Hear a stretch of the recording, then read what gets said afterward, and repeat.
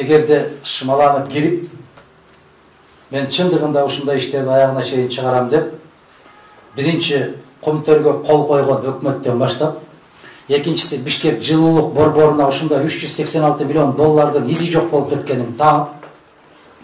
үчүнчүдөн Дача суудагы кулаган учактын кимге таандык экендигин, ал жүк кимдики экендигин таап, төртүнчүдөн Батукаевди кимдер кызыл килемге төшөп туруп узатып бергенин таап, бешинчиден мондай кылмыш иш, жалган кылмыш иштерди кимдер козгоду да, кимдер тергеди, кимдер соттоду, ошол соттордун баарын өзлөрүн жоопкерчиликке тартып, түрмөгө отургузуп койгон учур болсо, мен кол чабам дагы, ушуга чейинки айткан сын пикирлеримди кайра артка алам дагы,